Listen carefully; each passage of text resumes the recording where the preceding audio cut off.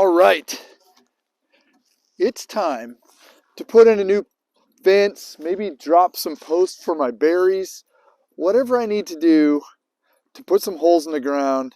I need to do a lot of them. Hey guys, it's Josh with Carl's Mower and Sod. Let me tell you a story about me being kind of a bad neighbor a few years ago. It wasn't intentional, but I was home on a summer day and I was watching my neighbor work in his yard, and he was digging holes to put in his newest fence. He had 4x4 posts, and he had out his fence post digger. So he was doing this. He was spinning and digging down, and then he'd dump it out and he'd keep digging. And I saw him do that for a while, and then I saw him throw that off to the side, and he'd get his shovel and he'd start digging. And I saw him throw that off to the side. And I was working in my yard, and I was kind of seeing out of the corner of my eye what was happening. But I really wasn't paying attention. And then it dawned on me, Josh, you can be the good neighbor. Ta-da! The Stihl BT 131 auger. Hey guys, this is not a tool that a lot of people will buy. You know, commercial operators will. Guys doing a lot of tree planting. I sell it to some farmers that are putting in hundreds of fence posts or hundreds of trees. But for most people, this is going to be a tool that we rent. And this is one of the best tools that you can rent. We got a whole variety of different auger bits that can go on this. We rent a 4-inch and a 6-7-inch one. Really, that's perfect for these 4x4s when I want to put posts in the ground for my new fence. So here you go. You've rented this tool. You need to know how to use it. First of all, it should be full of fuel. It does run on 2-cycle gas, so hopefully you have 2-cycle gas, or when you rented it from us, it came with a can of 2-cycle gas, so you're ready to roll. Let's talk about this little lever right here on the side. Do you hear that clicking? That is the brake. And when you're running an auger, you're standing like this, and sometimes you'll catch a root or a big rock, and that sucker will want to spin. And it just clicked like a brake on my chainsaw. And what that does is that stops that auger from rotating immediately and saves your wrist. I've ran an auger a lot, and I've ran plenty of augers over the years that don't have that ability, that don't have a brake built onto them. And when you get done, your wrists and elbows and shoulders are just beat up if you do a bunch of holes. So let's fire this baby up. We got a primer hiding right here on the top, okay? It's not really the top because you're looking down on it. Let's lay it down like so.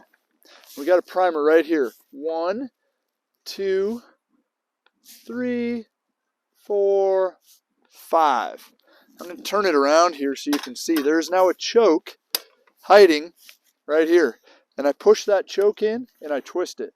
That choke is attached to the throttle trigger. So as soon as I squeeze the throttle, that choke comes off. So I'm going to choke it.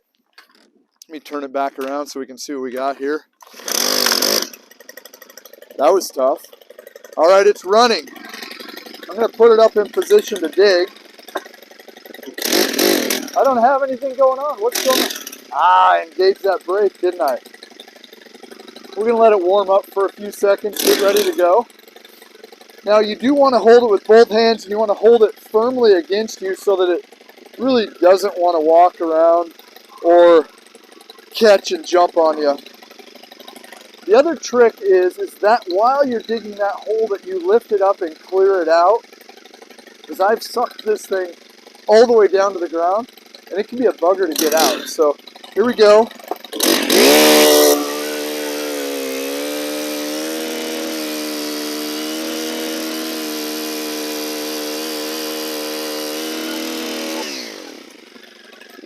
You see how quick that was? Beautiful, easy. I grabbed my fence post. I set it in. I can either backfill it with this dirt, pack it in. I can throw rocks in there, right? Kick the sand, the dirt away, throw rocks in. You can get a bigger auger bit so you can get a larger hole and throw cement or concrete in there if you're looking to do it that way. So the Stihl BT 131 auger, what a great tool to rent. Now you know, if you do rent it, how to use this machine. I failed to show one thing. I shut it off and I didn't show you how to do that. Right on the top is this button that I press, okay? And when I press that button, it kills it. Just for fun, I'm gonna dig another hole because it is pretty satisfying to do this.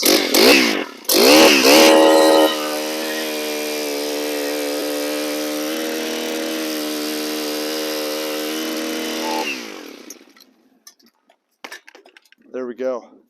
So if you own one of these, be the good neighbor and loan it to your neighbor. Help him build his fence. If you don't own one of these and you're putting in a fence, stop by Carl's Mower and Saw. Pick this up as a rental. Now you know how to use it. It's going to be a great tool to allow you to get your summer, spring, fall, winter, whatever projects done quickly. All right, guys, thanks for stopping by. We look forward to seeing you all soon. Hey, this is Josh from Carl's Mower and Saw. Thanks for watching our videos. We're proud of the fact that we've been serving you with the best in outdoor power equipment since 1990. We're glad that you had an opportunity to sit down, watch our videos, learn something about an exciting new product that we have, something that interests you for your property, or really how to use your equipment to the best of its ability. Don't forget to like, subscribe, follow, whether it's on Instagram or YouTube. We're excited to share more information with you. See you soon.